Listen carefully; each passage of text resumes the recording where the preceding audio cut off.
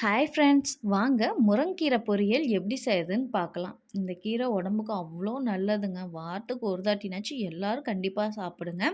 சரி வாங்க இப்போ எப்படி செய்யுதுன்னு பார்க்கலாம். இப்போ ஒரு பேனில் 3 ஸ்பூன் எண்ணெய் ஊற்றிக்கலாம். 1 ஸ்பூன் கடுகு, 1 ஸ்பூன் கடலப்பருப்பு நல்லா பொரிஞ்சு வந்ததுக்கப்புறம் சின்ன வெங்காயம் போடலாம்.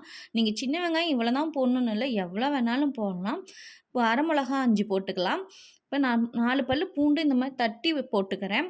போட்டு நல்லா வணக்கி விடுங்க. நல்லா வணங்கணும் வெங்காயம். இப்போ வணங்கி வரும்போது இந்த பாருங்க இந்த அளவுக்கு நல்லா வணங்கி வந்திருக்கணும். இப்ப முருங்கக்கீரை சேர்த்திக்கலாம். நான் ஒரு கட்டு கீரை இந்த மாரி பொறிச்சு, கிளீன் பண்ணி அலாசி வச்சிருக்கிறேன்.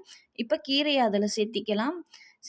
சேர்த்துன உடனே நீங்க உப்போ, தண்ணியோ எதுவும் சேர்த்த வேணாம். கீரை இப்ப நெறையா இருக்கிற மாரி இருக்கும். அதனால நல்லா கிளறி விடுங்க. அந்த சூட்லயே நல்லா கிளறும்போது உங்களுக்கு கீரையினோட அளவு கம்மியாகும். அதுக்கப்புறம் நீங்க வந்து தண்ணி ஊத்திக்கிங்க. உப்பு போட்டுக்கலாம். ஏன்னா உடனே போட்டீங்கன்னா உங்களுக்கு உப்பு அதிகமா போயிடும். அதனால இந்த மாரி கிளறி விட்டு அதுக்கப்புறம் நீங்க உப்பு போட்டுக்கங்க. இப்ப நான் 1/2 ஸ்பூன் உப்பு போடுறேன். இதுவே போதுமானது. இப்ப இது உப்பு போட்டு நல்லா கிளறி விடுங்க. கிளறி விட்டு ஒரு 5 நிமிஷம் மீடியம் ஃப்ளேம்ல வேகட்டும். நல்லா வெந்து வரும். அப்பப்ப நீங்க இந்த மாரி நடுவுல எடுத்து கிளறி விடுங்க. உங்களுக்கு சப்போஸ் தண்ணி பத்தல, தண்ணி கம்மியா இருக்குது, சுண்டி போகுது அப்படின்னா, நீங்க கொஞ்சமா தண்ணி தெளிச்சு நீங்க வேக வச்சுக்கலாம். தண்ணி அதிகமா ஊத்தி வேக வைங்க. ஏன்னா, அந்த தண்ணி நீங்க சூப்பாவும் குடிக்கலாம். அதுவும் ரொம்ப நல்லது உடம்புக்கு. இப்ப 5 நிமிஷம் ஆயிருச்சு. மூடி ஓப்பன் பண்ணி பார்க்கலாம். இப்ப கீரை ஓரளவுக்கு வெந்து வந்திருக்குது. தண்ணியும் இருக்குது. இப்ப இந்த மாரி கையில நீங்க இது பண்ணி பார்த்தீங்கன்னா உங்களுக்கு தெரியும். அப்படிலாம் நீங்க எடுத்து சாப்பிட்டு கூட பார்க்கலாம். வெந்துருச்சா இல்லையான்னு. இப்போ தண்ணி நிக்கிறதுனால இந்த இடத்துல நீங்க ஒரு 2 ஸ்பூன் 2 1/2 ஸ்பூன் நெடக்கல்ல போட்டுக்கங்க. உங்க கீரையோட அளவு பொறுத்து நீங்க போட்டுக்கங்க. போட்டு இந்த மாரி தண்ணி வத்துற அளவுக்கு நீங்க நல்லா கிளறி விடுங்க.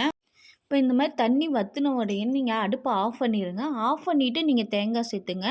நான் 1/2 மூடி தேங்காய் சேர்த்துறேன். தேங்காய் சேர்த்துவிட்டு நல்லா கிளறி விடுங்க. அடுப்ப ஆஃப் பண்ணிருங்க. இல்லன்னா தேங்காய் கருகுன மாரி ஆயிடும். அடுப்ப ஆஃப் பண்ணிட்டு நீங்க நல்லா கிளறி விடுங்க. அவ்வளோதாங்க நம்ம முருங்கக்கீரை பொரியல் ரெடி. ரொம்ப சிம்பிளுங்க. ஆனா உடம்புக்கு அவ்வளோ நல்லதுங்க. வாரத்துக்கு ஒரு தாட்டினாச்சும் எல்லாரும் செஞ்சு சாப்பிடுங்க.